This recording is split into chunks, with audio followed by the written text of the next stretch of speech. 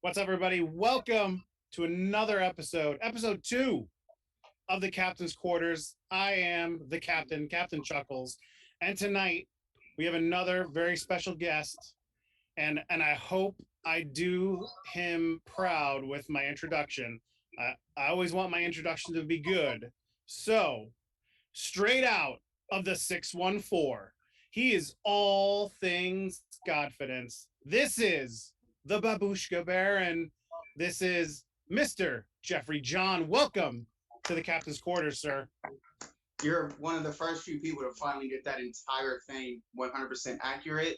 Yes. Congratulations on that. You need a little bit more enthusiasm with the guy. So Okay.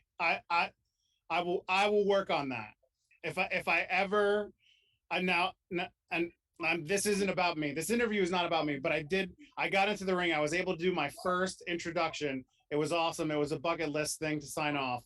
So if I'm ever anywhere near where you're wrestling and they would allow me, I would gladly do a much better job to introduce you the next time. all right, I'll keep that in mind. Awesome. But enough about me. We don't want to know about me. I'm not important here. We want to know about you, sir. So, Jeffrey John. The first thing, now, normally we start off with the young you, but I got to know first off, where did the babushka thing come from? So ironically, I'm not the only babushka wrestler in on the indie scene. You also have Nikolai White, that's based out of the East Coast, who also is the Babushka boy. Now, for me personally, I'm pretty sure it's probably the same for him. Came from ASAP Rocky. ASAP Rocky has a song called Babushka Boy, and I always had a scarf, always had a mini scarves around that I would just wrap around my head, but I never did it this way. And I said, well, dang, might as well just do it that way. It's pretty dope. So I kind of switched back and forth between the babushka style and then the reverse style. So it just depends on the mood and where I'm at. Gotcha. Okay, cool. It definitely makes you stand out because there's not. I mean, people wear hoods, but it's not a hood. It's a totally different vibe. Totally Yeah, different vibe. that's what you want though. You always want to try to stand out. And as far as with me, when it comes to fashion, I'm always want to stand out. That's why I'm the expert.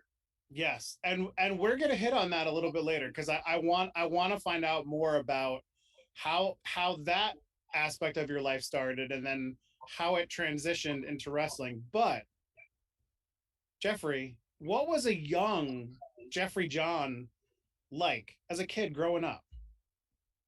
Well, there was many phases.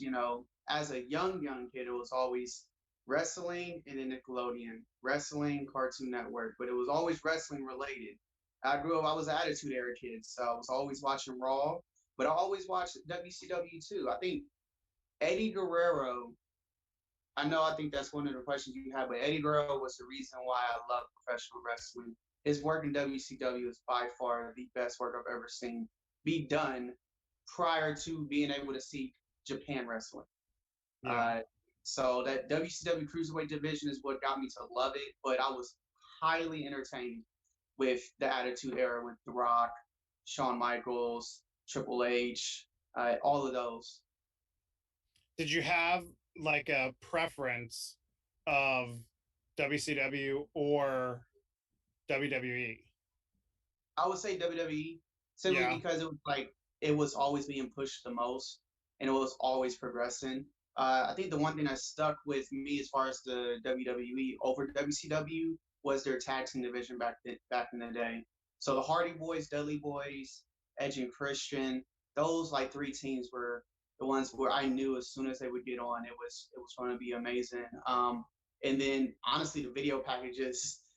I think that's one thing that separates WWE from every single company known to man is they know how to put together a video package to get some hype. And Attitude Era was by far some of the best video packages. Yeah, definitely. Now, another thing from the Attitude Era is the set design. Do you miss that now in the mainstream wrestling of the elaborate sets that they would have for not even just the pay-per-views, but for like the weekly shows? Yeah, I miss it. I understand why it's the way it is now. I understand why the company runs the way they do now, period. But I do miss the creativity that they had back in the Attitude Era. I feel like that's one thing that they are lacking now is just true creativity. I feel like they're so focused on corporate propaganda and uh, advertising that they've kind of lost their creativity when it comes to certain things like your stages, your bookings, things like that. They kind of lost their creativity trying to make money. Yeah. Now you mentioned Eddie Guerrero. Um, did you like the transition that Eddie took when he came over to WWE? For me, I was a kid, so I didn't understand the transition, so to say. I was stuck on if you're a bad guy, you're a bad guy. If you're a good guy, you're a good guy. And I would cheer for the good guys and boo the bad guys. I think the one thing for me was he was so talented that I was just going to cheer for him regardless. And I would hate that he do anything, heelish or dirty. When Yeah. he did it, I just wish that he was a good guy all around. But now as an adult, I love every heel known to man just because I love seeing people ruin other people's fun.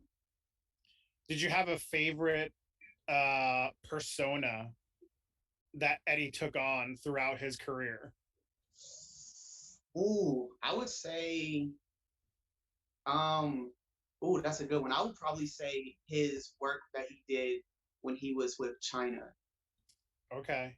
The whole China, and then I think Jericho was around that feud around the time. Yep. Just prior to him getting released, he was. I know he had mentioned that he was like in a bad place, but me as a kid, I found it very entertaining. Though, like when he won I want to say it was the European or the Intercontinental title off of China by like Mm. checking on her, making sure she was okay, but it was an accidental pin. That was amazing to me.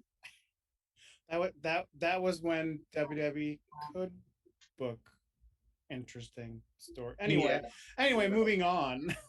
So you mentioned Eddie. Was there anybody else that like stood out to you that maybe as you started to think about getting into wrestling that you might have drawn an influence from? Honestly, the biggest person that got me to commit to wanting to be a wrestler was Daniel Bryan. Just being, I was always a small kid, so I'm never going to be over 6 foot, and I was never over 150 pounds until like 4 years ago. So seeing somebody like Daniel Bryan being billed as 5'10" or 5'11" in main event in WrestleMania, one of the best WrestleManias at that, and then winning the title, it gave me, and I'm sure it gave people hope that are my size or smaller to become a wrestler because if he can do it, if he can captivate an audience like that and win the biggest prize in all of professional wrestling, then why can't I? Yeah, exactly. Now, being a fan is completely different from making that decision to train and get into the ring. So what was your thought? What was the thought in your mind that you said one day like I want to get into the ring and I want to become a professional wrestler? What was that thought process? I would say I was at the end of modeling. Like I felt like I hit a ceiling with modeling because of my size and my shape at the time that I knew that like, all right, now I have to transition into something else. I had my fun with modeling. Now I need to focus on something that's going to actually like either A, make me a lot of money or make me very, very happy. I wasn't very getting a lot of great bookings with modeling at the time, and I wasn't very happy with a lot of the stuff that I was doing. So I got a job to where I was able to finally sit down, relax, and then was always eating. Then I put on a lot of weight. So I just started going to the gym, kind of toning up that weight that I gained. And there I am sitting at 180 pounds. And I was like, well, damn, I finally feel like I'm big enough to be a wrestler. So I might as well, pursue it. And a girl that I used to be a club promoter with, her brother wrestled for the home promotion that I started training at. here in Lancaster, Ohio. And so I kind of got connected with him, and then just went from there. Gotcha. So now the modeling thing. How long did you actually model for? I would say 7 years maybe. I started when I was 19, Okay. and I stopped when I was, well, kind of stopped because I have a show this weekend that I'm doing in downtown Columbus. Just trying to get my feet wet back in that because it's kind of fun sometimes. But as far as like focusing on modeling, I stopped when I was like 25. Gotcha. So How did, go ahead. Go ahead. Sorry. I was going to say from 19 to 25, I was just modeling all over. Gotcha. Now, how did you get into modeling? It was actually a funny story. I was a club promoter at the time, and was just at a random food spot after the club was out.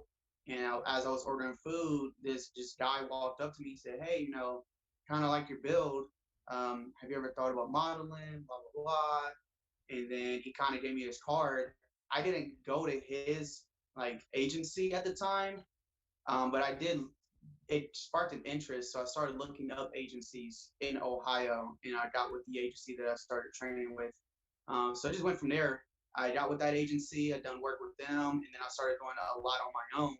And then I realized I was able to get more done on my own. So then once my contract with the agency was up, that's when I really started doing a lot on the fashion wise. Because I did a lot of stuff as far as being an extra in certain things under the agency.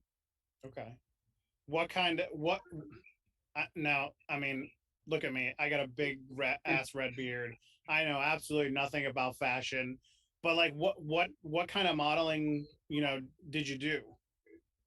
Majority of it was runway. I did do a lot of print work, but majority was runway. And it Okay. was just because of the skills that it took to be a runway model. I kind of was very, very interested in, just on both aspects of being a male model, but also like helping train female models, just understanding the techniques and what to do and what not to do while you're walking.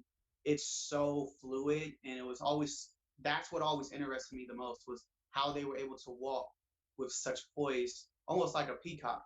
Mm-hmm. And that's where I did. So that's how I got into Columbus Fashion Week, and then that's went into Brooklyn Fashion Week, and then that led into Paris Fashion Week, and then that led into LA, and then that led into New York. So I've done almost all the Damn. major fashion weeks a few times. That was my main focus, was being a runway model, just because I love doing it all the time. That's awesome. Now, what is the most important thing when you're on the runway to keep in your mind as you're coming out and walking down? Oh, don't look down. That's the number one rule. Never look down. No matter what you are doing, no matter how awkward your walk looks, never look down. And it amazes me how many people can't do that. Like, I don't get it. Especially when there are times when the runway isn't even on a stage, it's just on the ground. How can you not walk without looking down? It Yeah. always amazes me. Okay, now there's got to be a story from one of the places that you modeled that you did this at that someone took a big ass digger. Yeah, almost every show. Oh my. Almost. Yeah, and we're talking the big fashion weeks, like New York. I did New York Fashion Week maybe 2 or 3 times, and every time I did it, somebody took a tumble. That's crazy. Hey, God bless him. I can't do it for many reasons. For many reasons. Okay, so now you made the transition from model to wrestler. Now the promotion and where you trained was Premier Wrestling, correct? Yeah, Premier Wrestling Alliance. They're based So in Lancaster, Ohio. so was that, did you choose them because they were close? Did you look at anywhere else? Like how was that? Yeah, so when I was looking at wrestling schools, I think the biggest factor was how close they were, but also because I knew people that were a part of the promotion prior going into it. So I knew Jeremy Rodriguez, who he's no longer with that company as well, but he was a guy whose sister that I worked with as far as a club promoter. Okay. So having that prior relationship and that like knowledge of that person kind of helps determine that. But also just the location. It was 40 minutes away compared to everyone else being at least an hour and a half to 2 hours. So Gotcha. it was a place that worked with my schedule as far as training time frame, and then just having that prior relationship and then being able to get in there as quickly as possible. Now, how was your training there? You know, and what was your first bump in the ring like? So my first bump was the actual tryout I did, and it's a general standard bump they make you do, which is you kind of just stand in place, do a squat, and then pretty much you just sweep the rug from under your legs and you take that bump. The trial was really well. A lot of people that were watching the trial said that I seemed like that I had. They questioned if I had prior training uh, before the trial, and I told them I said I've never done this before, and they just couldn't believe because I was doing so well with the trial. The only thing I really struggled with at first was rope running, but once Mm. I understood that, like when you're just running the ropes, it's a cadence. And once you get that cadence down, it's like runway. Once you get that cadence down, it's just you can do it with your eyes closed. Yeah, exactly. Now, did you have any sports background when you were growing up as a kid that you played or anything? Yeah, high school I wrestled, played football, ran track. So I did have that experience. And then in between wrestling and football season, I would train a little bit with MMA. So I did have that experience as well. It wasn't major experience. I would have never gone professional as an MMA fighter. But just having a little bit of experience definitely helped me with my wrestling in high school. Nice. What was the worst part of your training when you first started? As far as wrestling, can't even say for. I would honestly say either just understanding what my character was going to be, and then also just the amount of bumps I would take. But taking bumps really isn't that bad. But I mean, everybody has that number that they are going to hit, and once they hit that number, then they just got to stop. But for me, taking the bumps wasn't that bad, and then running the ropes was very smooth for me. I'm very adaptable when it comes to new environments and new surroundings. So my body was able to adapt to the new style of how like much damage it was being put on. I think for me it was understanding what my character was going to be and then figuring that out. I mean, I still work with it and kind of tweak it here and there. I mean, hence the babushka. That's recent. That's less than a year old. Yeah, and I bet you the discipline that you had from being in the modeling world probably helped out a lot in the discipline that it took to be a wrestler as well. Yeah, I had a lot of discipline just growing up as far as like how to self-discipline. My grandfather was a retired Marine, so there was a lot of self-discipline implemented into me, and then I was able to understand what to do. Professionalism was never a factor that I struggled with. I was always a professional person, whether it be being a club promoter, being a model, being a professional wrestler, always punctual and respectful, shaking hands. The idea that you have to shake everybody's hand, and if it's not as disrespectful, I never saw that as a disrespectful thing. But I'm also a person who always shakes people's hand, so I don't think about it. Yeah. Um, so that professionalism is it was already there for me. Now you mentioned character development, which is a huge aspect to wrestling. I mean, everybody loves the the big characters, the one that stand out in the ring. What was your character development like for your persona? Like how did you hone in on, kind of where you're going to right now? For me, I started as the model turned wrestler. I think that's the one thing I struggled with as far as when I came up with a character was I didn't really come up with a character. It's my life. I was a actual model, became a professional wrestler, and then I kind of tweaked it a little bit at the beginning where I was calling myself the social media king and using my cell phone sometimes in matches, things like that. And then that I kind of got bored with it. I think that's one thing I struggle with is that I start something, but then I usually get bored with it, or my mind gets like the attention gets grabbed elsewhere.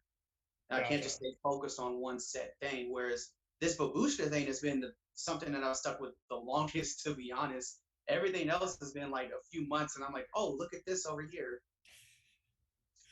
Now, do you have you had any like personally made babushkas for you? No, but I definitely want one. And I know the exact design that I want too. I just need like to find someone who knows how to make it so I can get it made. And then I'm going to honestly almost like with the Dan Bryan like yes towel. Like I just want to have a bunch of babushkas just all over the like the Yeah. stands and fans and whatnot. Now, starting out when you did the model turned wrestler thing, did you get any shit from the crowd? You know, just before you even hit the ring, before they even saw you, did they automatically judge you and go, uh, a model and he's going to be a wrestler? Get this guy out of here. Did you get any flack from the crowds or even other wrestlers for that fact when you first started? I mean, yeah, from other wrestlers, of course. I mean, some of them have never been outside of my state, whereas I've been all over the country and then all over the world. So once they found out that I was a real model, then yeah, you get those scoffs like, he can't be a model. He doesn't look like a model. Just I broke the mold of what a model looks like. That's what I did. I took a mold that a model should look like, and I broke it by being too good not to be used. Mm-hmm. And honestly, that's kind of what I've been focused on now when it comes to wrestling is just being too good not to be used. But as far as the beginning, the fans, I mean, I have an ego. I'm a narcissist, so yeah, they kind of that energy fed off on them and they reacted to it. Like I said, I'll be the first person to admit that I love myself and I have zero insecurities when it comes to anything about me. Nice. And watching a couple of times that you've been on the mic and interacting with the crowd or anybody else, you can definitely see that narcissist part of you come out, and it works so well in the ring with the crowds there. Did you have how has it been getting the crowds back to the local events now? Um, for the longest, I did a few tapings here and there. Like I did the Paradigm tapings, and I did tapings for the PWA. And it kind of felt smooth because I was able to like focus in on how I should be intense wise when I'm in the ring. And then having the fans back, it would the time away from them helped me react better to them. If that makes sense. Yeah. Like having something gone where you can focus on one thing kind of helps while you're focusing on one thing, your brain just naturally like taps into what they're doing. And I honestly, I love that the fans are back just so that they're there in person and I can upset them and see the looks on their faces. That's the one thing that I love is just being able to see somebody with just absolute disgust on their face of what I just did or what I just said. It's the best thing ever because it works. Yeah, I bet. Now I'm monitoring our chat here as we talk. So I see that there's some questions that people have been asking. So I'll interject with some of those as we go through. So one of our regulars, Vic Sage, asks, how many babushkas do you have?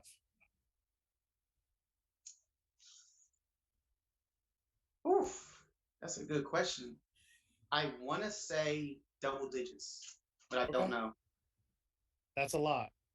So now, somebody that we're familiar with, if you were in the Twitch last night and you were talking and you saw Val talking, she had Riley Rose on, and Riley Rose is in the chat tonight, and Oh, he yes. actually has some questions that he'd like to get answered. Okay. So let's see. The first one is, who is your favorite opponent and why Riley Rose? Oh, that's funny because I don't remember ever wrestling Riley Rose. So I don't know how he could be my favorite. He is definitely on my quote unquote list because you know everybody has a list nowadays. So he is on it. My favorite opponent actually is going to be either Jeremy Rodriguez or Krypton. Had the most experience with them. Um, honestly, we can just go out there and just feed off of each other, especially me and Krypton.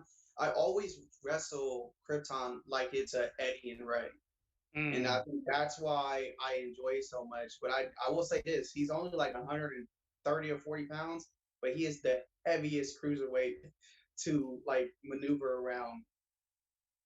nice. Okay. Of course, Riley has another question. Okay. He wants to know, how bad were your tan lines in Tampa?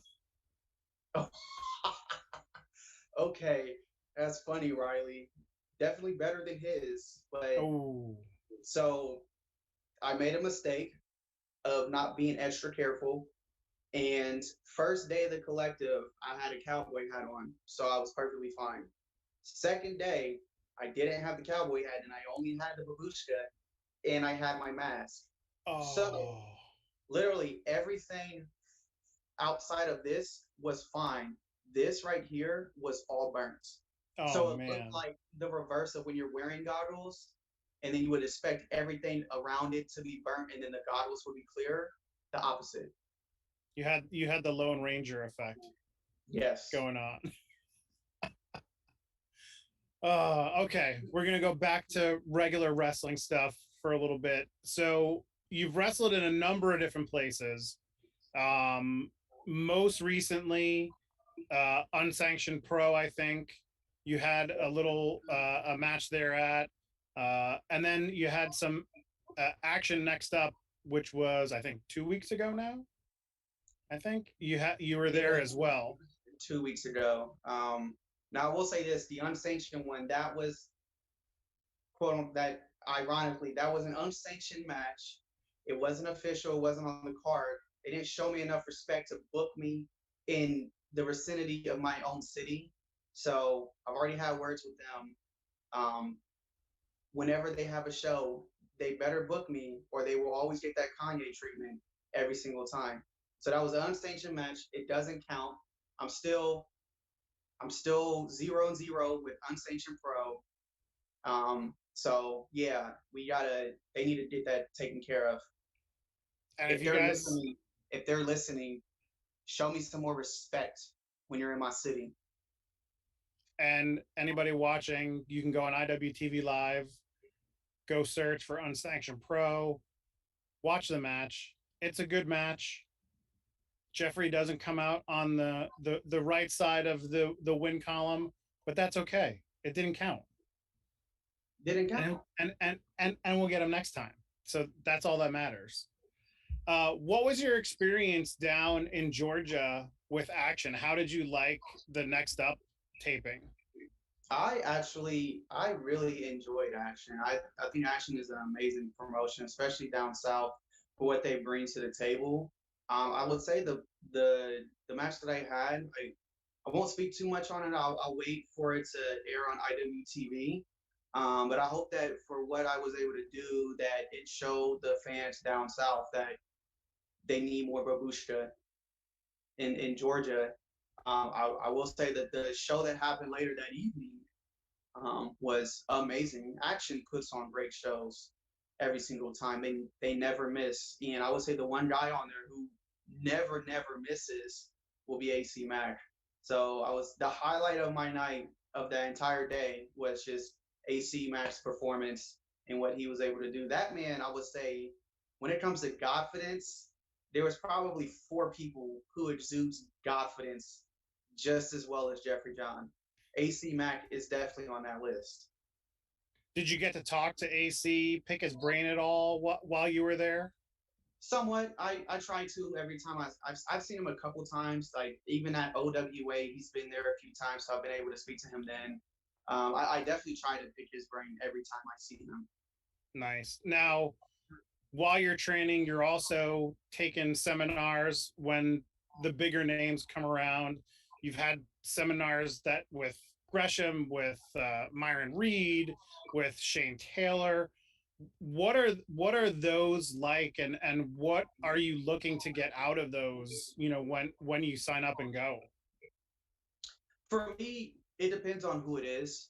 So I usually get an expectation of how they work and what they do to understand what I'm getting myself prepared for. So going into the Gresham seminar, it's Jonathan Gresham. I knew exactly what he was going to do, which is he was going to train us on different techniques within chain and within just that UK style. And that's the style that I love.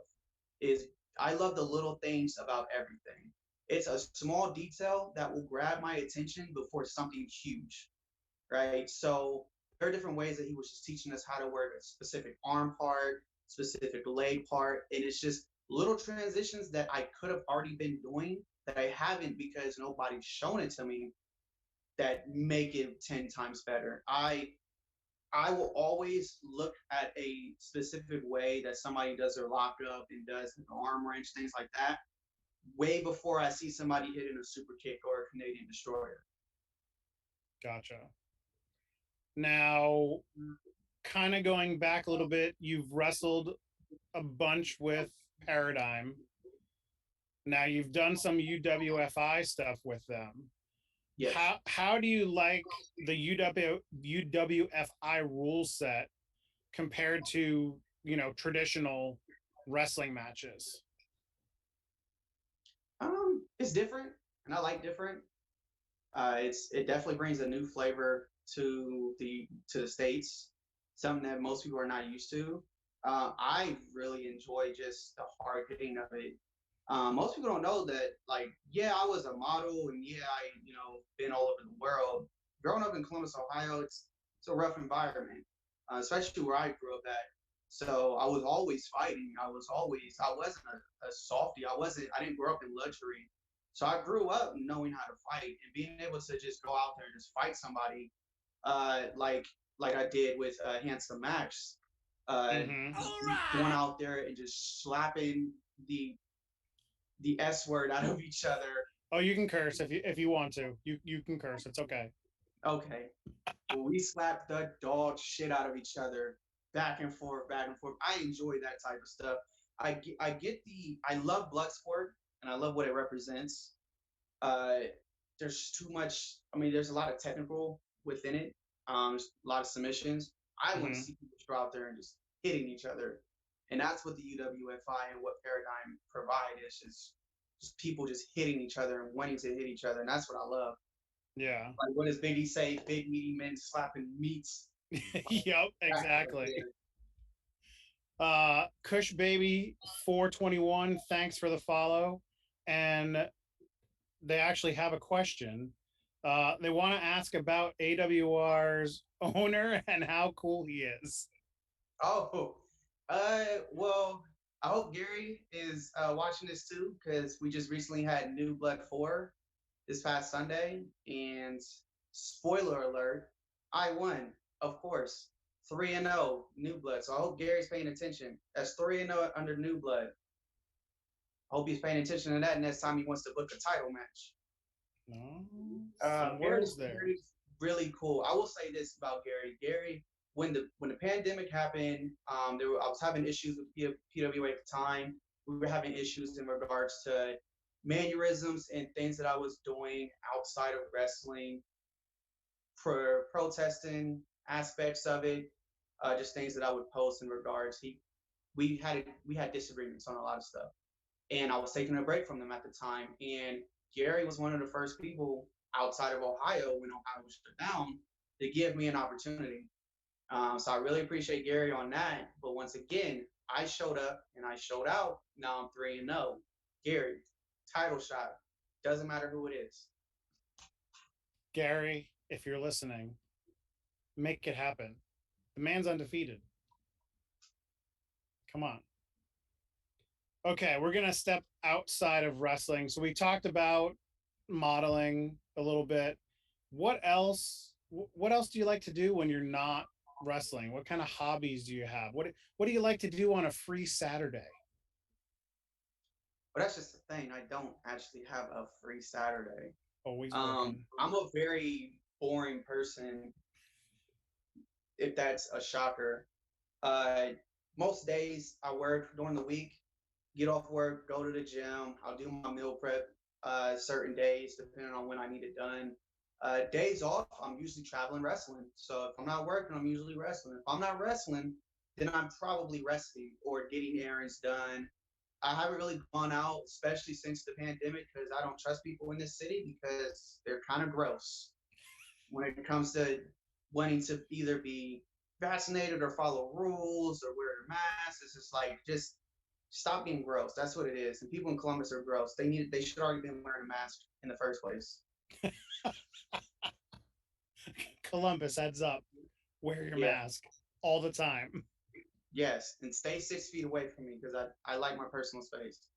That is one thing I will say that should stay regardless of what any type of rules and policies are implemented or go away. That 6 feet rule should have already been in place. Get out of my face. Right? Don't you hate it? Don't you hate it when you're at a store and you're online and someone's like right up your ass? You're like, dude, can you get back a little bit? Like, relax. You can't check out. You know what I do? Since I don't like people, I just fart. That's what I do. I like it. Just fart on command. Yeah, just fart on command. If you're less than a foot next to me and I didn't ask you to, I'm gonna fart. There you go. I like it. Okay, so Riley Rose says, "Did you just agree to a death match?" Oh, hold up. Time out, Riley. See, Riley, I see what you're trying to do. I'm not in that style. So no, I did not agree to a death match. You're trying to be an instigator, and I don't appreciate that. Did not agree to a death match. I said I will wrestle for a title. Doesn't mean I gotta do a death match. I'm a wrestler. Did not train on death match wrestling. That's one thing I will say is I will not do a death match until I ever become properly trained on how to do a death match. I respect deathmatch wrestlers for what they do and what they put their bodies through to just go out there and do it for clout. Because that's what most people are doing now is they're doing death matches for clout when you have these guys who have destroyed their body for the art. So I won't do it. And if I do, it's going to be very different than what everybody else does. It's going to be reversed. And I'm pretty sure I heard Riley say last night that he wouldn't do a death match either. So I don't think it would be against him anyway. Trying to instigate. Right? Okay. Cushy Baby 421 comes back again.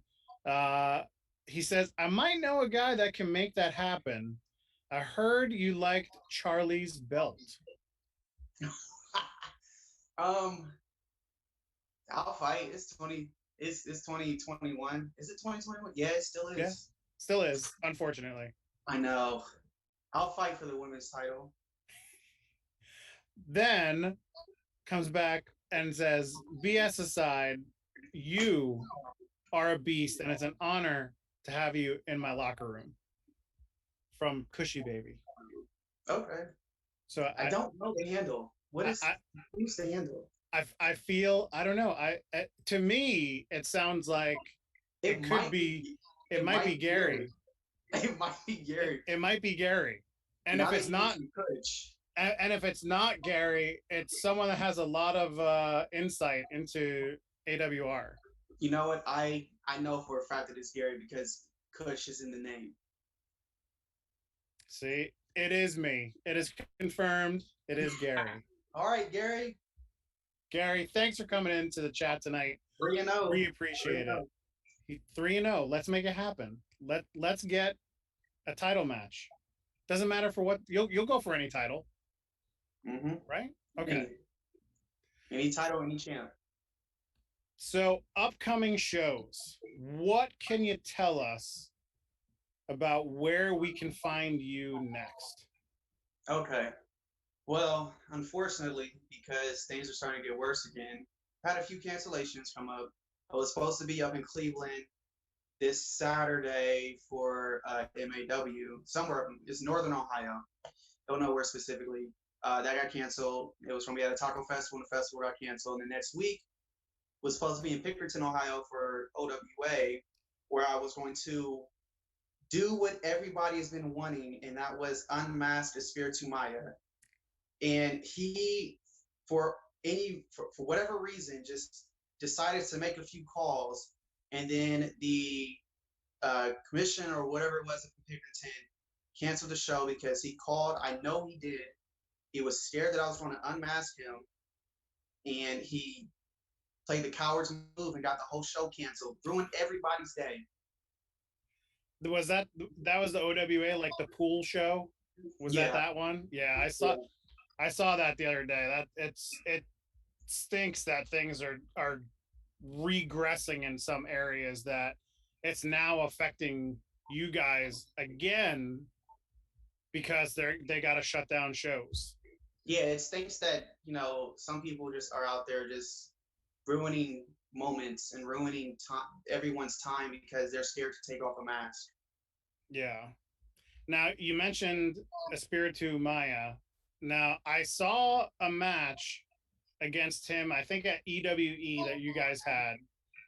It Yeah. was a phenomenal match. I literally thought multiple times that you were going to come out of that match with the W. What was it like wrestling him? And that crowd, now I don't know if it was a crowd or if it was wrestlers, but man, they did not take favor to you, my friend. And you know what? I will say that is I didn't give them a reason to not even like me. They just didn't like me. But you know what? At this point, that's what I like. For a moment, I was trying to get the fans to like me because I was traveling a lot, and I feel like, well, if I'm a travel, I'm a new guy. You got to get them to like you so that you can just keep coming back. At this point, I'm gonna keep coming back because I'm just too damn good, regardless if they like me or not. You But came out wrestling, the curtain, and they give you immediate heat. You took two steps in and they just butchered you.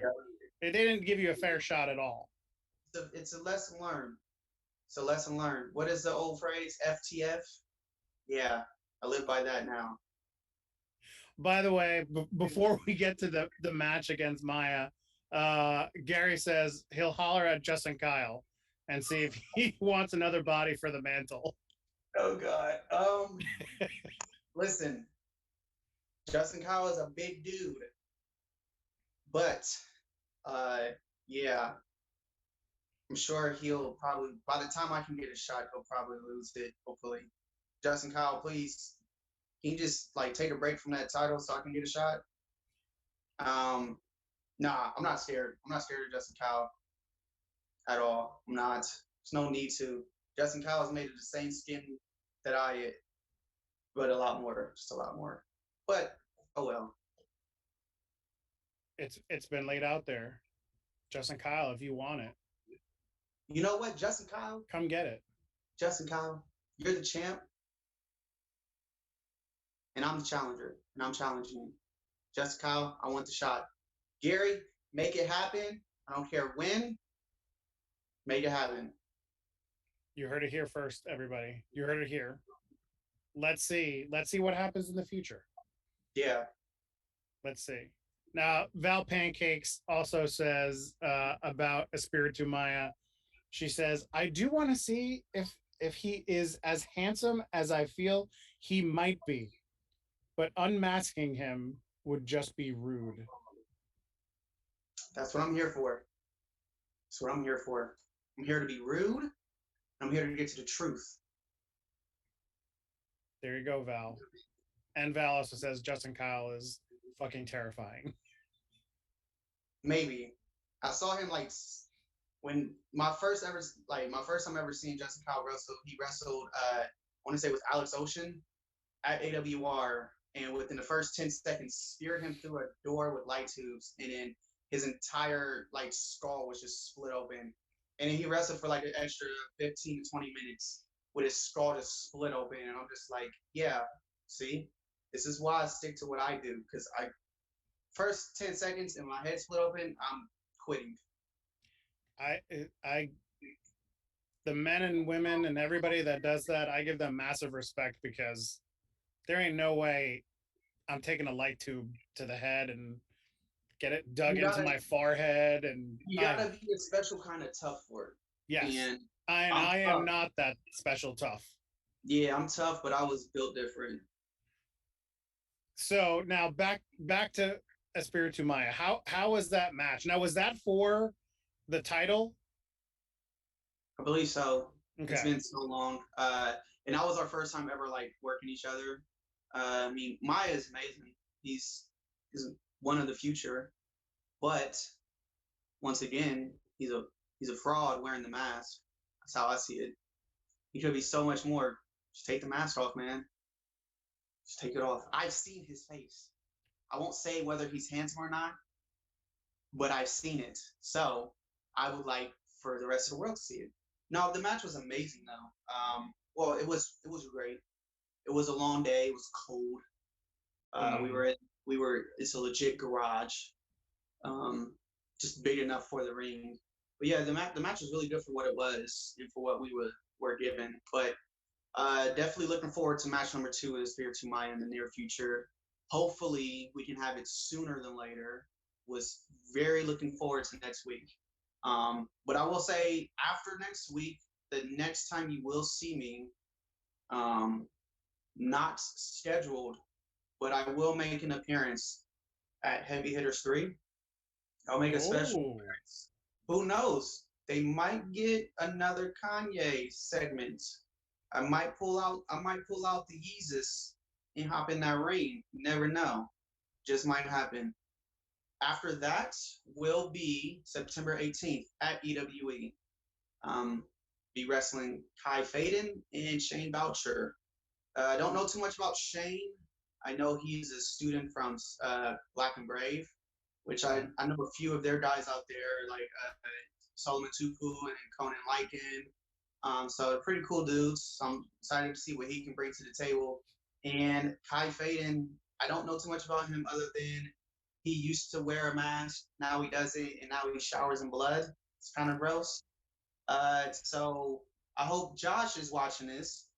Josh, I need you to make sure that he brings proper documentation to show that he is clean, because I'm not wrestling anybody that showers in blood.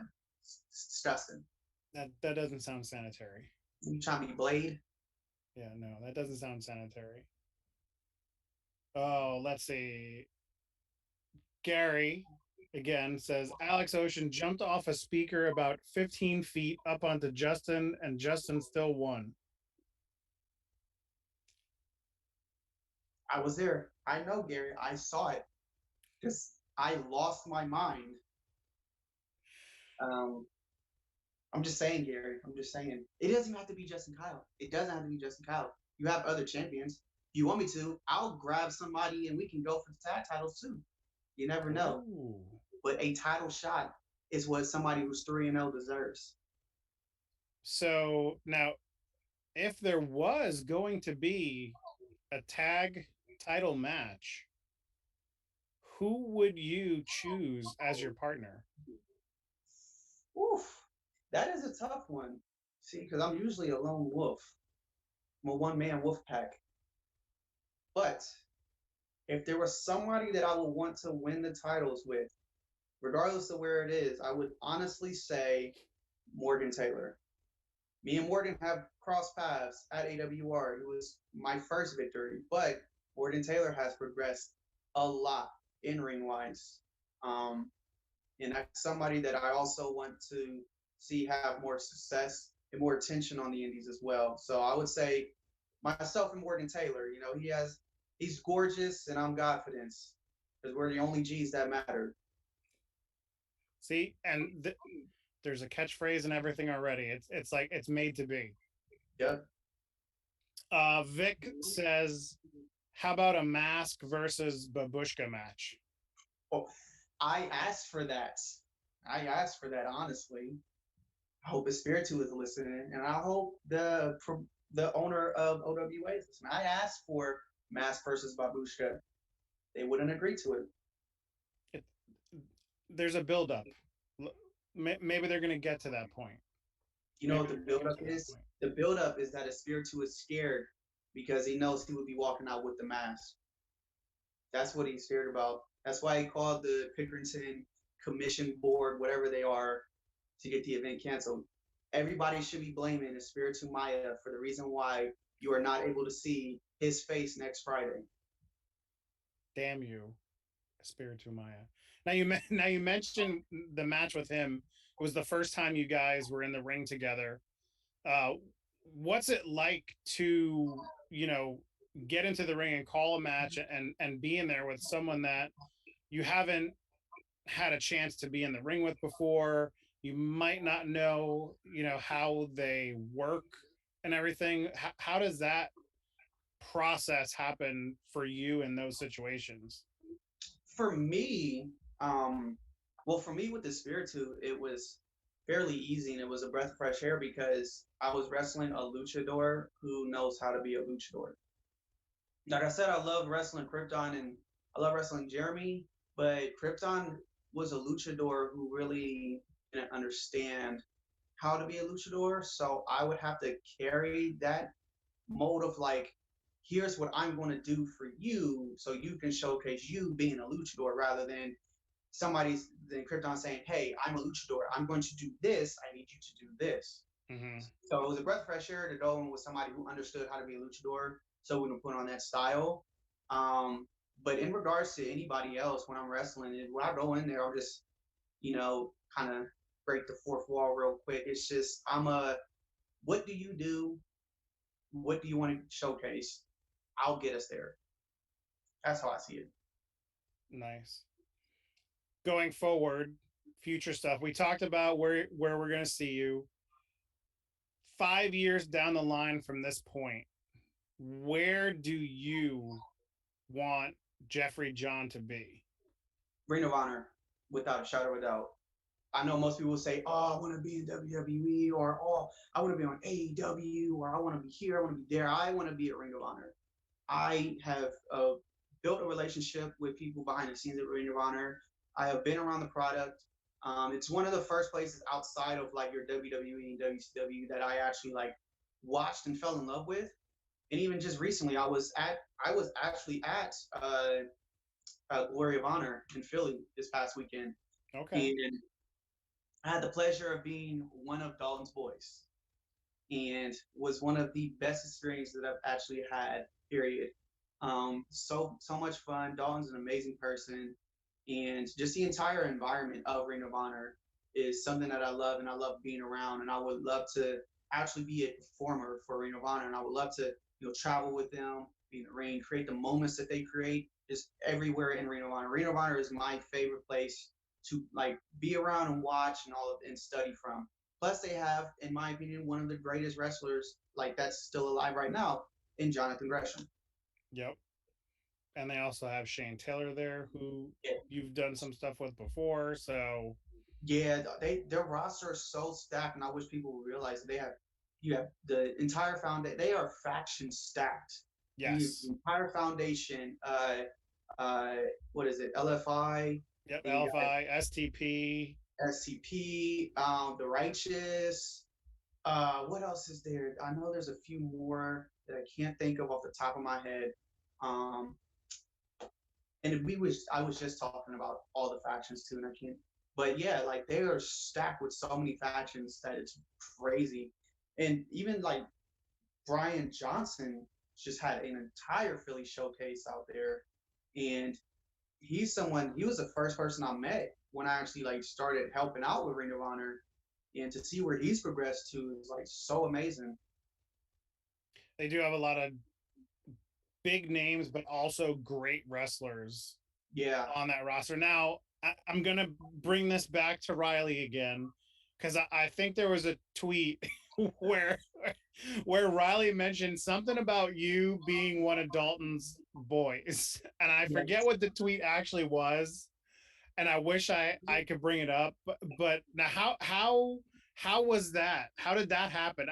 Uh, Backstory: Chris and I were at Best in the World for that 6-man tag match that Dalton was in, and we saw the whole pomp and circumstance of Dalton coming out, and we were like, this is very interesting. Okay. How was the experience being a part of that ring entrance? Being part of the ring entrance was pretty dope. I think uh, he understands who he is, and he understands what he wants out of everything, and he's very detail. I love people who are detail oriented, so he focuses on the small details too. In the entrance, it was like they would always mention like, hey, you have to do this amount of feedback. You have to do this with your arms. You can't like be a little too loose. Has to be stiff. So he focuses on small details, and Hmm. that's what I love about Dalton is anybody who is able to focus on the little details understand that those matter. And when a small detail is out of place, something that can look totally perfect will look off. Like, look at the Mona Lisa. If an eyebrow was like half an inch lower or higher than what it was, the entire painting could be ruined. Yeah. So now we're at that 5-year point. You're in Ring of Honor. We're willing it into existence for you. It's going to happen.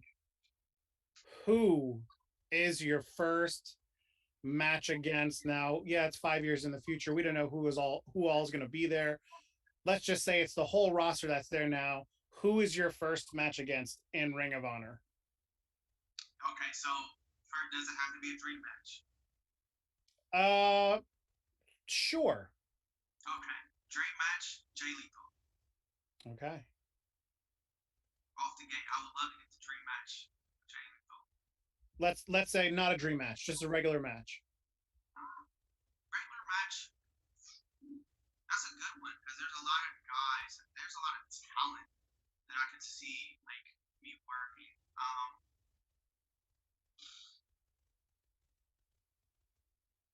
Well, that's a good one because now I'm thinking of like so many names that I'm. Yep. And it's like, who would I want to work first? I would say honestly, probably Danhausen. Okay, I like that. Get that one out the way. I think that'd be a great like debut against Danhausen. He is a funny dude, super funny. He is. I mean, anybody who brings teeth to the ring is a little is fun, but a little suspect to me. A little sus. Yeah. Let's see. So Vic asks, who do you think is the greatest of all time when it comes to wrestling gear? So who has the best wrestling gear? That is one of the greatest questions I have ever heard being asked to a wrestler. That is so wild to think of because do you go with someone who was so great at simple stuff, or do you go with somebody from Japan where they look like a Power Ranger? Oh gosh, now it's been Vic, you got me stuck now. So think about that. Chris said there's a little bit of an issue with your mic, maybe. Your sound is a little bit off. I don't know if. Do I look good now? I mean, I know I look good. You look good. I think it's still it sounds a little wonky now. Really? Let me see. Let me try to do it real quick. How about now? No, it's the same. Chris, I think we might just have to go with it. It happens. Technical difficulties. It's okay. It's live. You know. It's live. Exactly. We don't have Kevin Dunn in the back. Oh, there it is. It came back there. Okay, so back to the goat of gear. That is a great. Honestly, because she does it all on her own, and for what she has done recently, Bianca Belair. Her Black History Month gear, untouchable. I'm sure there are other people that I'm probably not even thinking about right now. And I'm sure most people would go with somebody from Japan because they are so unique. But if you really think about it, a lot of wrestlers in Japan, when it comes to their in-ring gear, if you don't know who they really are, they kind of like morph into the same look. Mm-hmm. But I think Bianca's is so amazing because she does it all on her own. So that's adds extra creativity. You could say Johnny Gargano with all of his takeover themed gears. But hers, be able to do that all on your own and have that much skill with it, and it's always different. It's always like, I think one time it was like pictures of herself, but then like her hair, and the hair was like dangling off the tights. Like that was so dope. Even her Royal Rumble 2019, or was it 2020? I think it was 2020 gear when it was just all black leather with just gold like chain details. The simplicity with that was so dope. You mentioned like the Japan aspect of gear and everything. I feel like Japan, you're either on the one end of way over with being like the Power Ranger character type Yeah, thing, or it's so simplistic. It's black trunks or a single color trunk and that's it. yeah. There's no real in between. It feels like you're one Honestly, end or the other end. honestly, you like I the way I look at Japanese wrestlers now is you know who is going to murder you based off of how little detail their gear has. Like if they don't put any focus on their gear and it's just one solid color, you're probably not getting out that ring. I like if I was a wrestler and I'd be like, okay, I'm out. I tap out. Like think about it. It's Suzuki, one color black. I'm done. Suzuki, simple, will murder you. Shibata, simple, will murder you. Even the older generation of like who else? Like I mean, Kobashi had his green and white, but even still, that was simple. Like that wasn't over the top. It was super simple. It was the one set, and it was so noticeable. Like murder, like Kenta, when he was just the regular brown and yellow, murder. Like Mm-hmm. anything that's simple in Japan equals death. Simple equals death. Yep. That is a Somebody needs t-shirt. to. Yep. Exactly.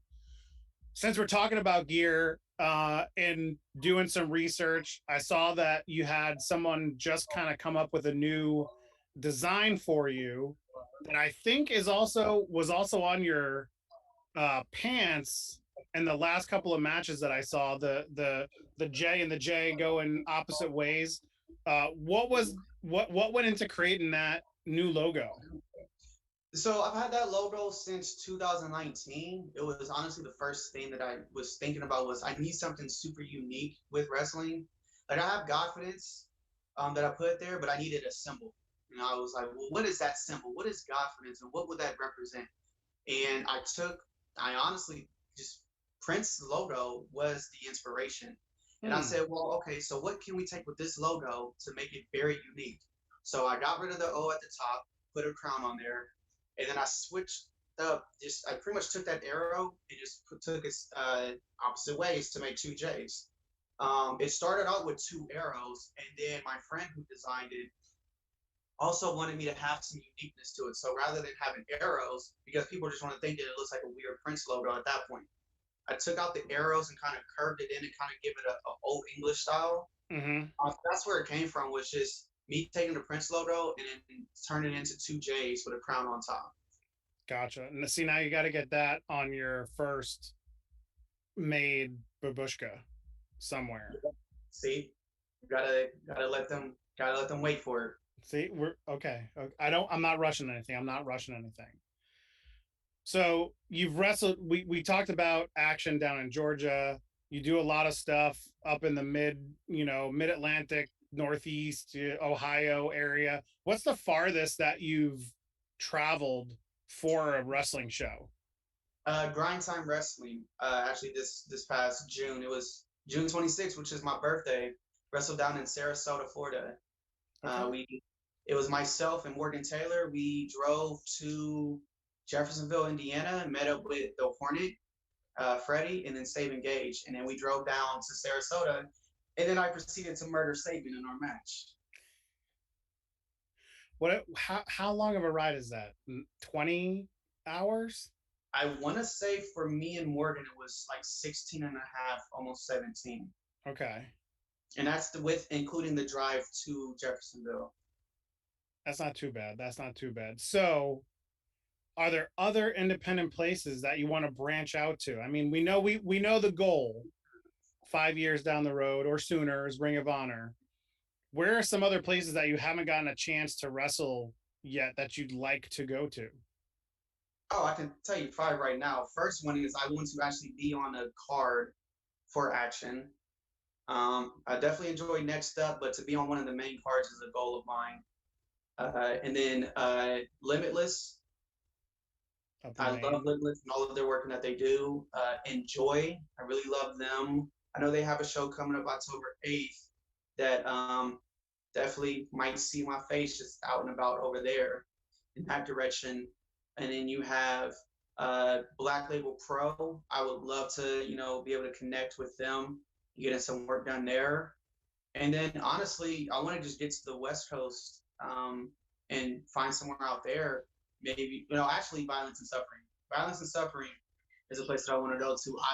Isaac is such a dope dude that he's the one who runs the Violence and Suffering.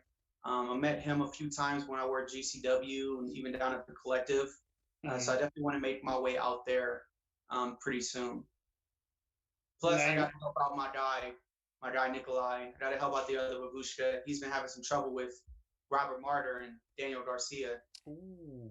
So he needs some backup. So Isaac, if you're watching, and Nikolai, if you're watching, you know where to find that backup. See, now right there's another tag team, the Babushka Bros. You heard that, Isaac?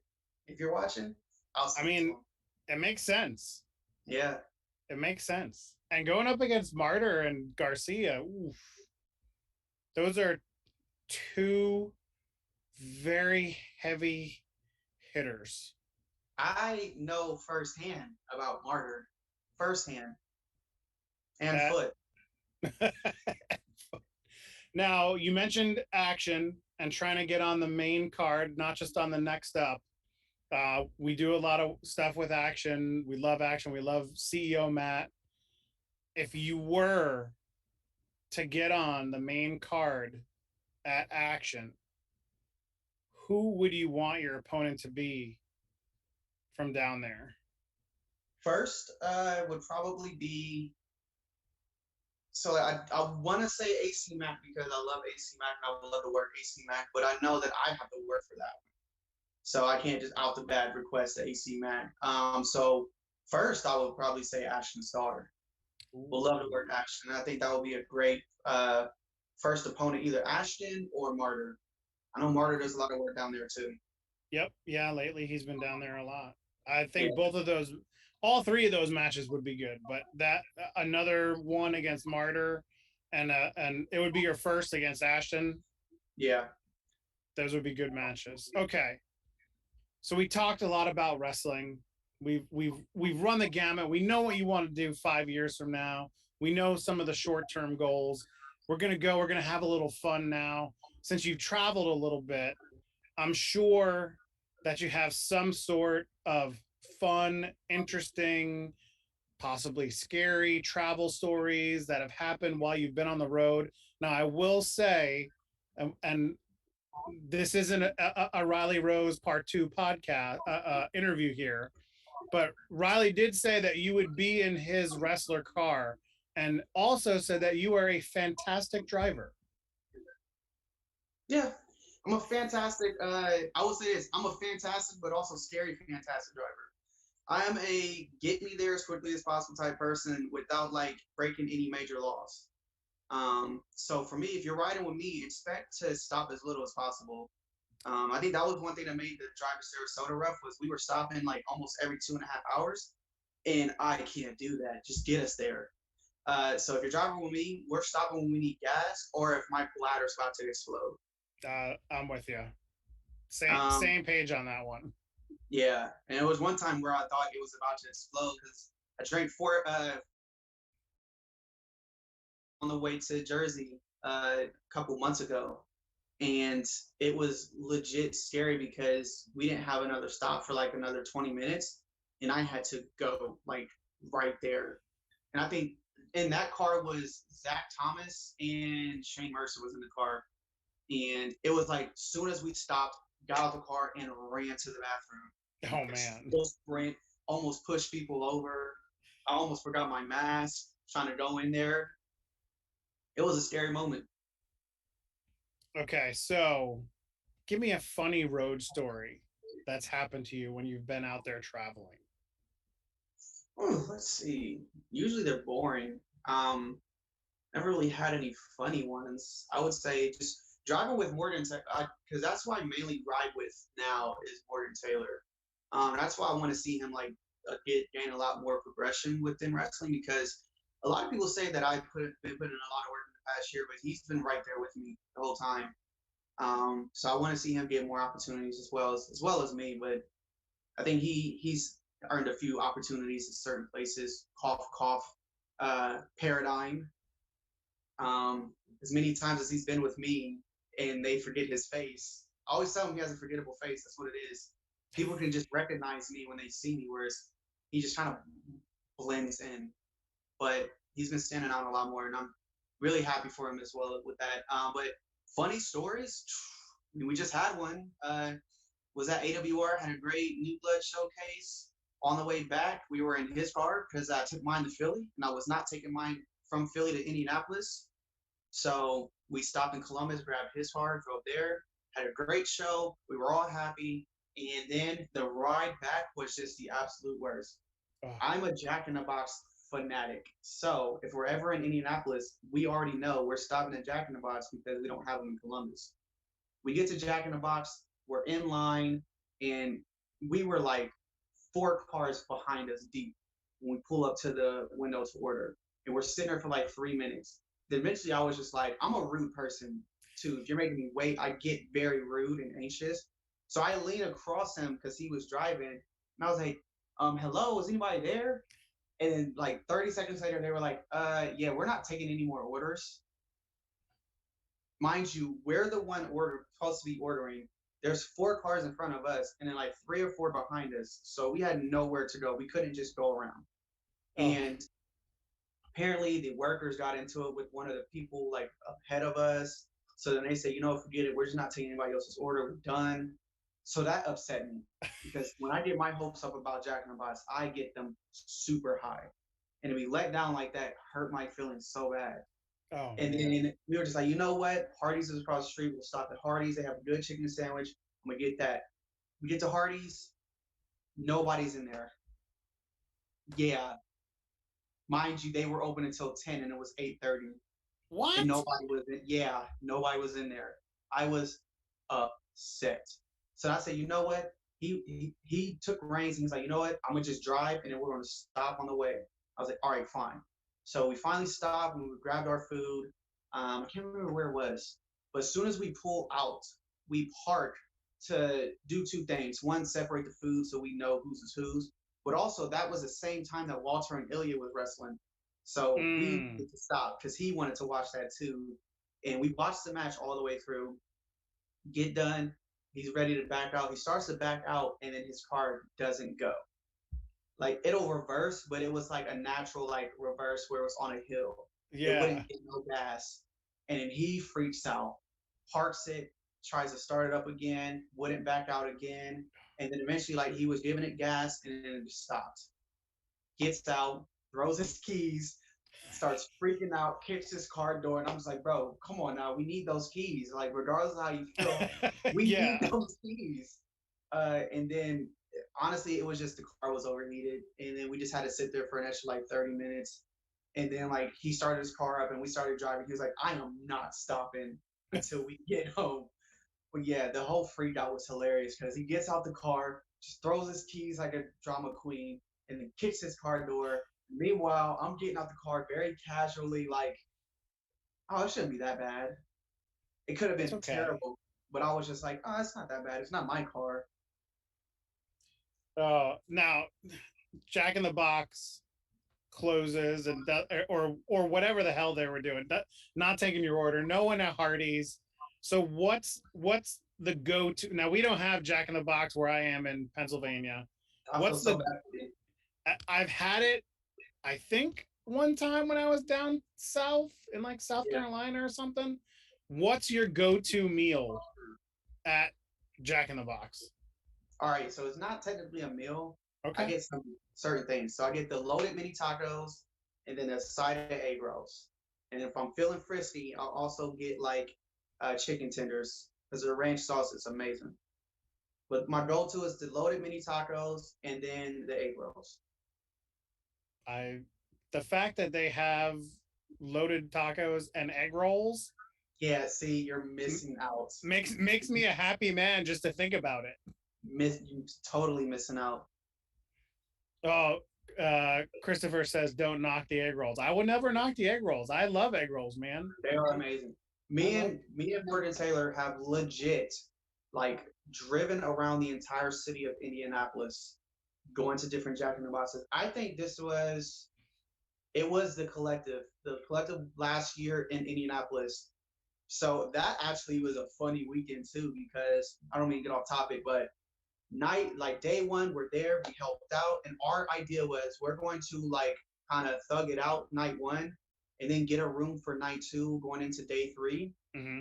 And I had just got these new boots in the mail as we left Columbus going down to Indianapolis. So I couldn't like they got there after. I was like, dang, I really want those boots because we're gonna be taking everybody's gonna be taking pictures. I had gear done, I want to get new pictures taken, blah blah blah, and I needed the boots for them. So he was like, so what do you want to do? I was like, all right, you know what? I'll drive us back to grab my boots, and then we'll drive back, and that way you don't have to worry about driving. You can just sleep because we were tired. Well, me being the a-hole that I am, we are on the road for not even 45 minutes. And then I tapped him and go, I need you to take over. And then he just hit the biggest, like, oh, you fucking. Yeah. And then he took over, drove. I grabbed my boots, and then we literally like, I think took like a 2-hour nap since we were in Columbus, and it was a 3-hour drive back. And then drove back, helped out night two. And then night two, after everything was over, we left and we were like, okay, cool, we're gonna grab Jack in the Box since it's open 24 hours. And there was one right by the venue, not even 5 minutes away. We go to that one was closed. Then we go to the next one that was closest, which was like 20 minutes away. We went to that one was closed. And that one was by our hotel that we were staying at. So the one that was actually open was all the way across town on the other side of Indianapolis. So we drove all the way around to that and then stayed in line because it was a long line. It was taking forever. We stayed in line for probably an hour. Got our Jack in the Box, got back to our hotel. It was 4:30 in the morning. Oh my lord! We were up at like probably 11 because that was when Effie's gay brunch was going on that Sunday. I think that's when I started the Sunday show. But yeah, so we literally drove around the entire city of Indianapolis just to get Jack in the Box. That's how crazy I am about Jack in the Box. And did you get the egg rolls? Yeah, and the taco? Sure. Yeah. See, I think those sometimes are the best things. Are the ones that you could just mix and match. Yeah. You know, like last night, my family and I we went after we were doing something else. We needed a little snack, and we went to Checkers, and they have a 2 for $5 double deal, and I got the double spicy chicken sandwich and 2 chili dogs. It's not gonna tell you're from Pennsylvania because you call it Checkers. I mean that's what it's called. It's called Checkers. We call it Rallies.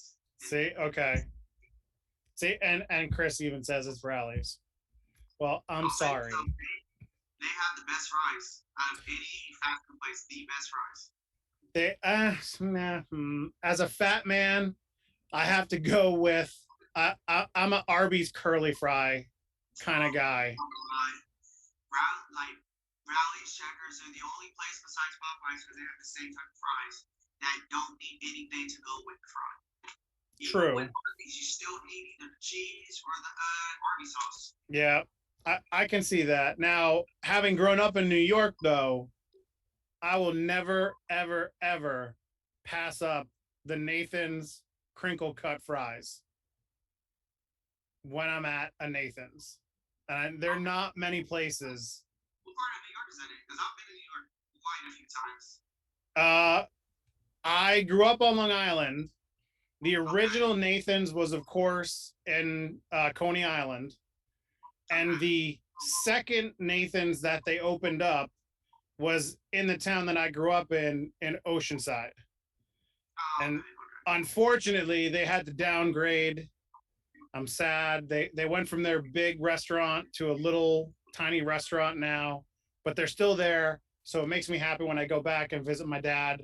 I can get some Nathan's, get some hot crinkle cut fries. I love them. See, I'm so weird when it comes to New York. Like a lot of people, they go to New York, they go to like every tourist spot out there. Every time I go to New York, from the first time I've been to like most recent, I go and I'm usually staying in Harlem because my brother's grandfather lives out there, or I'm in Brooklyn. So I'm either in Brooklyn or Harlem, just chilling, relaxing, walking around, sometimes getting my legs fresh. but you would almost think that I live there. Just how I just naturally adapt to be operating in New York. Whereas some people are like, you can't handle it. I'm just like, how can you not handle this? It's so easy. Just keep moving. Yeah. Oh, that's the thing. Like if you're a tourist to New York, get the hell out of the way, because if you're not moving fast enough, you're gonna get run over by people. You'll get run over by a pigeon. Yeah. That is true. When it comes to their destination, they got places to go. No, exactly. Okay, so we hit a bunch of different things here. I like this. Now we're gonna go to a new segment that I started when I started the captain's quarters. We don't have any flashy graphics or anything that Chris has to put up yet, or any flashy music. But Jeffrey John, are you ready to play the Wrestlers Feud?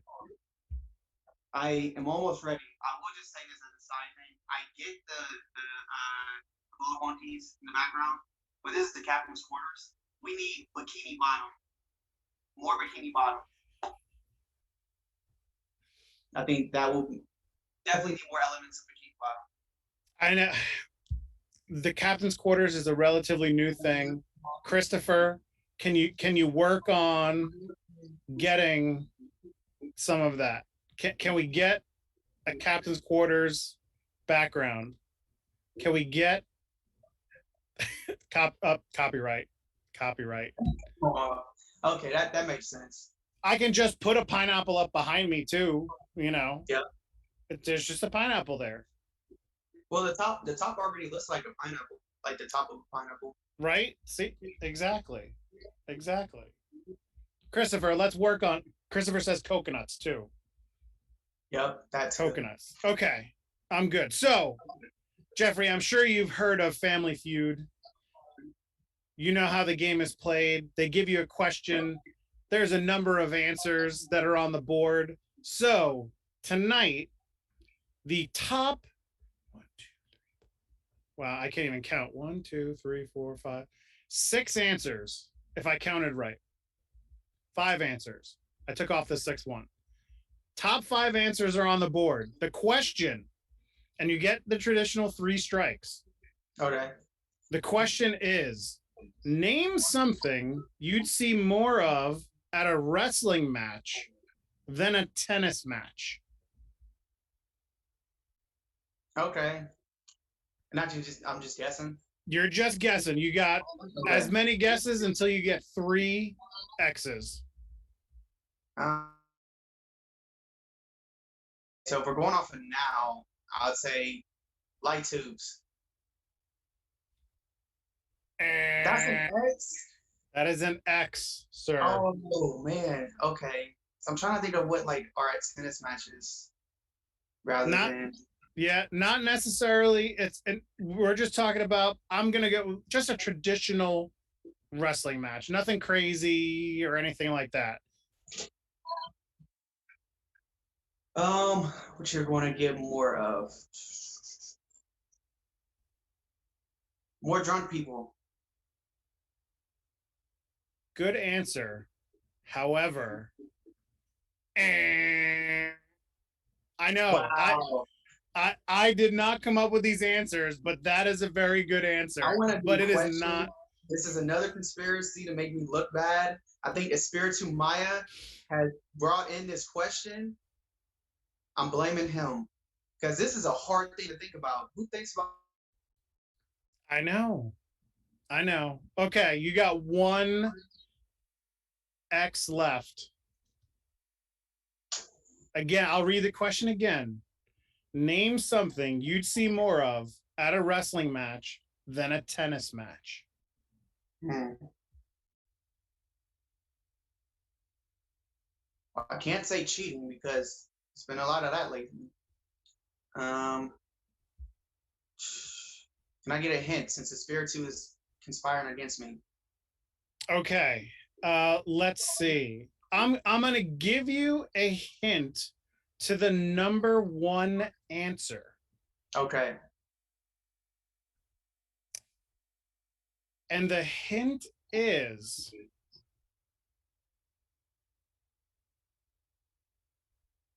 a right cross to the face.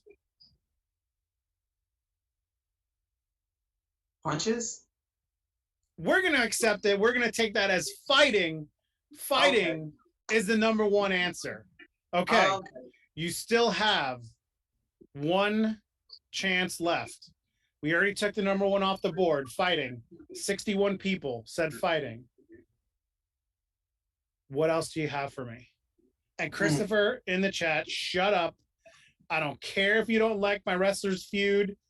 I'm doing it. It's fun for me, so you shut your mouth. Wait, he doesn't like the Wrestling Feud? Right, exactly. Yeah, exactly. This would be fun if a Spiritu wasn't conspiring against me and gave me this question. Let's see. We need some Jeopardy music. Can I say Jeopardy? Can I say that? We can say Jeopardy because your life could be in jeopardy. You only have one X left. Yeah. I mean, I only had one period, so let's see. So fighting was the number one answer. So I'm feeling a theme here.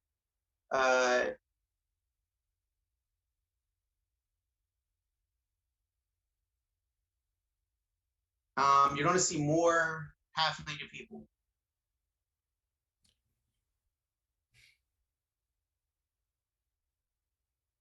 I'm gonna have to throw up the last X.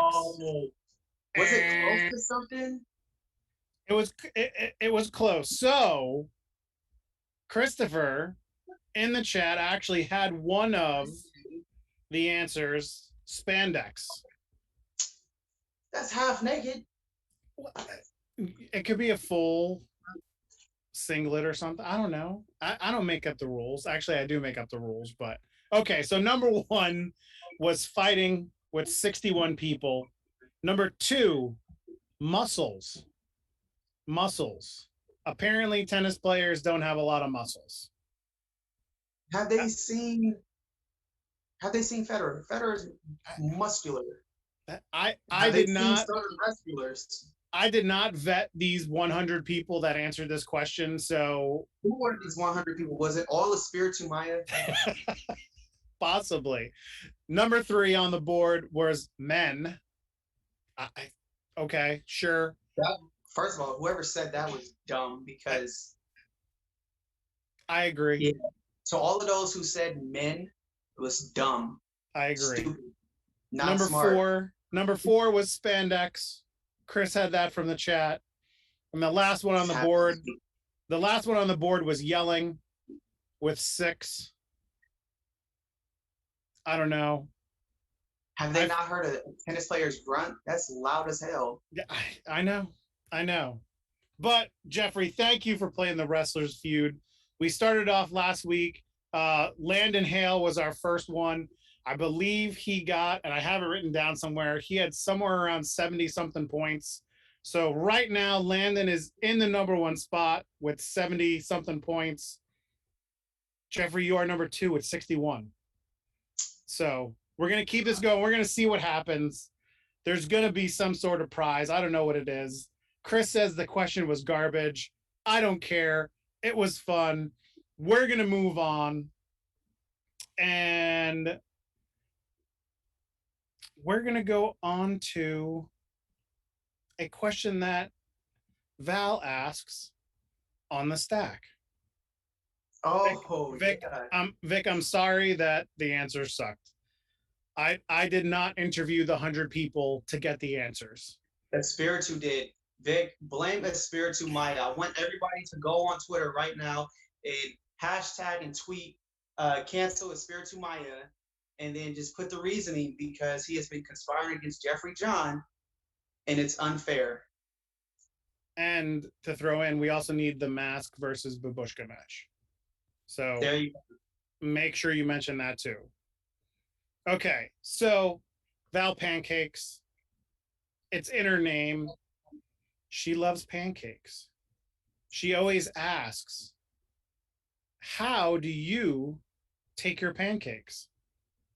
I like that this question is being asked because I think I mentioned it earlier this week because I believe she asked it.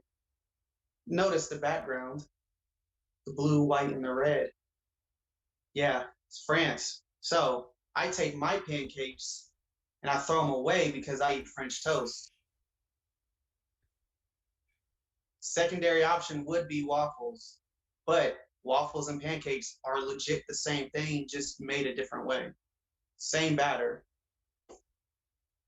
But French toast, neither one compared to French toast at all whatsoever. But I will say French toast is also like your equivalent to like macaroni and cheese. It's like depending on who makes it, it can be the greatest thing or the worst thing to be created. True. And I agree with you. I do love French toast. Now, if you have French toast, do you go for the thicker slices like the challah types of bread, or are you like traditional bread, you know, the like whatever it is, the quarter-inch slice, you know? I like my French toast like I like my women thick. Okay. So you gotta go thick. My goal is to get famous enough to be able to have a relationship with The Rock and get Okay. a plate of his style of French toast because his style of French toast, like one slice is like this big. Damn. It's so amazing. I think he always posts it on like his Instagram sometimes, but it's so thick and it looks so good that like I really just want to build a relationship with him so I can like have workout sessions with him at the Iron Paradise and then eat French toast with him. That's Nice. my ultimate life goal. The Rock, I know you're watching. You love us. We love you. Can you help the man knock something off his bucket list there and invite him over for some French toast and some workout? I need everyone who is watching to do two things for me. Go on Twitter. First things first. Tweet at Espiritu Maya. Blow his phone up because I'm sure he's probably asleep. Wake him up. Blow his phone up. Second thing. Tweet at The Rock. French toast and gym session. We need that. That's the hashtag. French toast and gym session. Now, have you ever made your own French toast? No, because I am terrible. Terrible. I'm only good at eating French toast. Okay. I was gonna ask how would you make your French toast? I don't think Riley is in the chat room anymore. I think you scared him off. Oh no, he actually is. He's still here. So even though Riley's in the chat, I'm gonna ask him, Riley, how do you make your French toast? Let's see if he gets back to us. Riley's in the Army. I'm sure he doesn't know how to make French toast. He's an Army boy. I'm sure he's got the culinary background. Sure, regardless of what he makes, he puts his foot in it. He wrote how many C's. I'm not sure what that means. How many C's? Yeah, I'm not sure. This is how I know he doesn't know how to cook.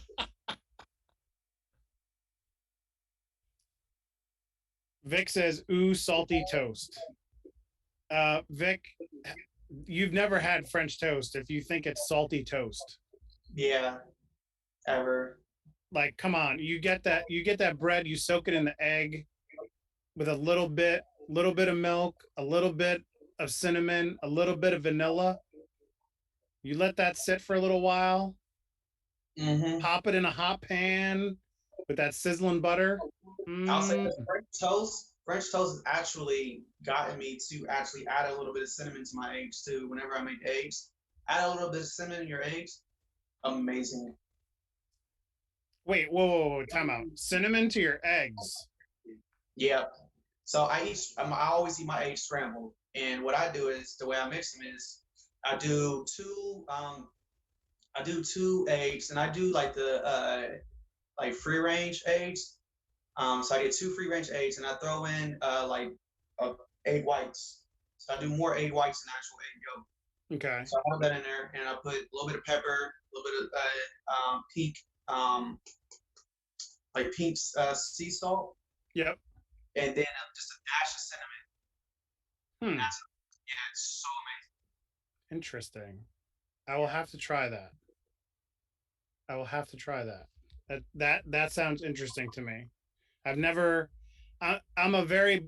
My wife always yells at me because I never use enough seasoning for her, and usually the seasoning is like when it comes to salt and pepper, and I'm like, bro, listen, you can put extra salt and pepper on it if you want to, but the day that I put too much salt on something and then you complain about that, that's the last day I cook for you. Yeah. That's it. See, you can always put more salt and pepper on. It's the other stuff. It's the other stuff that really matters to it. Oh, so I have the answer from the how many C's question. Riley came back in the chat. He said, "How many C's for how thick?" Oh, oh, it's definitely oof. I think there's more THs than more C's. Ooh. It's definitely 3 T's and 2 H's. No, it's 2 T's and 3 H's, but then four C's. So it's like 5 against 4. Okay. There you go. There's one I, because you gotta get past the I. The I's in the way. It should just be all THs and then C's. Skip the I. Just skip the I, get it out of there. You don't need it. Everybody knows what it'll mean. Yep.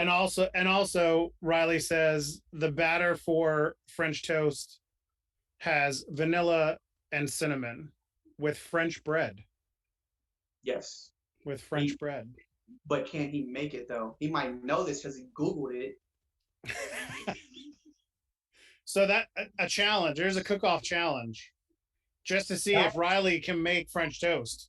That honestly should be an actual TV show. Wrestlers on a cook-off, and then if it's a tie, sudden death is death match. Oh, look at that! I like where your head's at. I like that, Chris. Let's get some copyright on that with Jeffrey here.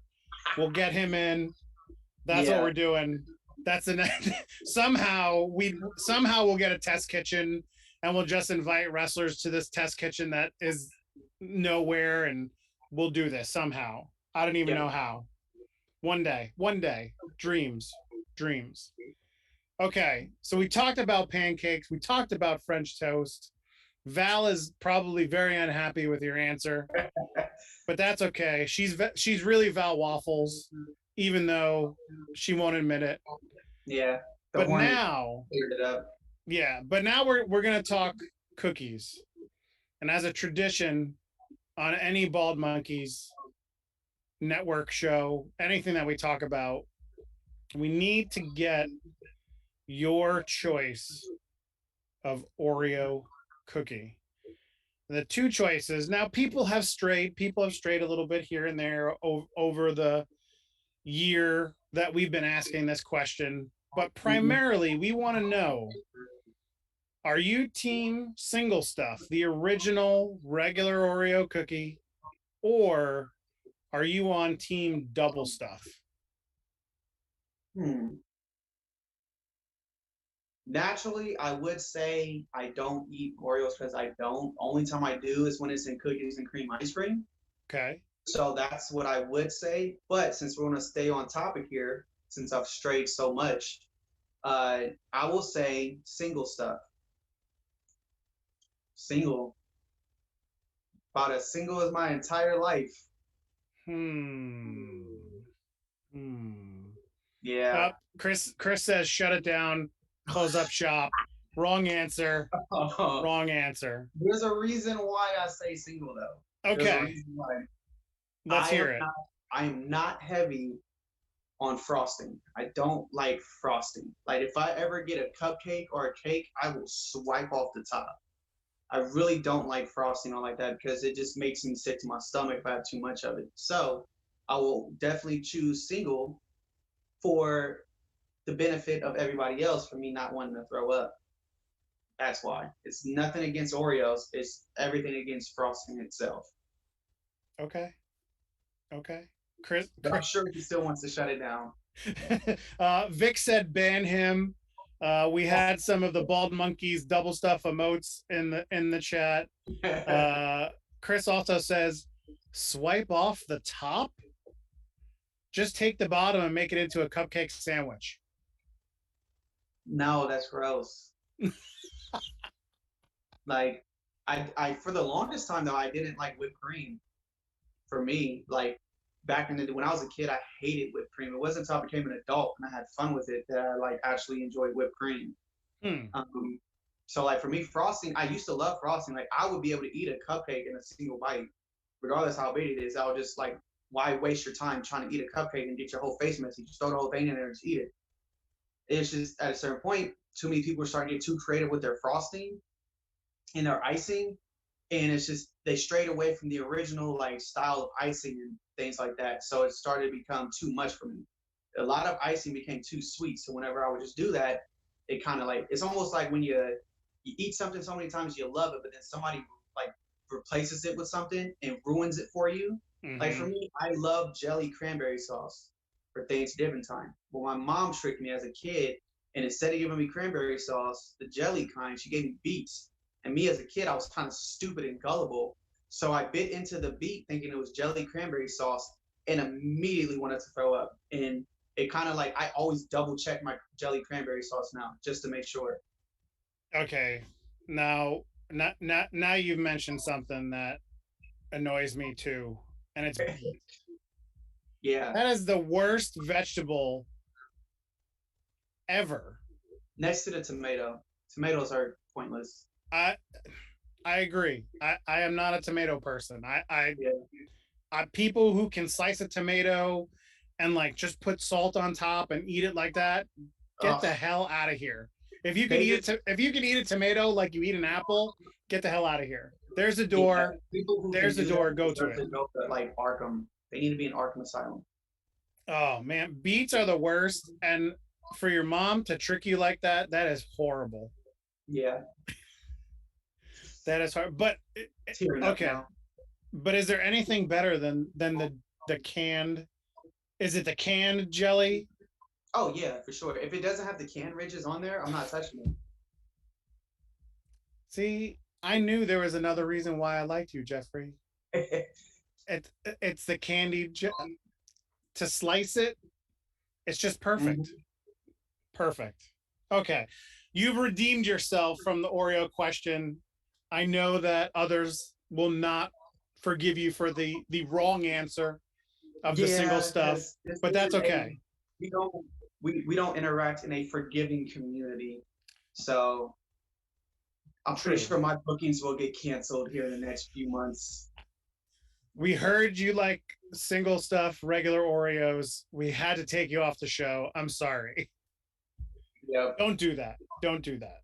Book this man. Book him. Okay, we're coming down to the wire here. We're almost done. We talked about where you're going to be showing up next. Let everybody know where they can find you social media wise out in the internet land. Okay. Everything with IG and Twitter is all I Am Jeffrey John. I do have a wrestling page on Facebook as well as I Am Jeffrey John. You're not getting my Snapchat and you're not getting my actual Facebook page. Those are for me and my homies. So unless we're actually really cool or if I'm like being nice, you're not getting the Snapchat. So that's about it. I Am Jeffrey John is on everything, and it's R-E-Y. I don't know who needs to hear this, but it's spelled Jeffrey. E-R-Y doesn't even look right. Jeffrey. Yeah. Can't tell you how many times I've gotten a actual like flyer made, and I want to promote the entire show and promote the match, but it's spelled E-R-Y. And then sometimes I get too quiet or too hesitant to try to tell them and correct it because I don't want to come off like a diva, but it gets annoying. I would assume. Now, did we do it right? Did yes. we? I think we spelled it right. Yes, you did. Okay. Definitely got it right. Good. Graphics department, you guys can stay for another week at least. Okay, you guys are good. Thank you. Okay, Jeffrey, it's been a pleasure. Thank you so much for coming on the Captain's Quarters tonight and sharing the stories and letting everybody get to know you a little bit better. I do have one more question, and it's themed to the show. Okay. So, if you had a choice to be on a pirate ship, which captain of that ship would you choose? Would it be? Would Are you it giving me be? options? I do have options. I do. Okay. Would it be Captain Jack Sparrow from Okay. Pirates of the Caribbean? Would it be One-Eyed Willie from the Goonies? Oh my gosh. Or Okay. Captain Hook?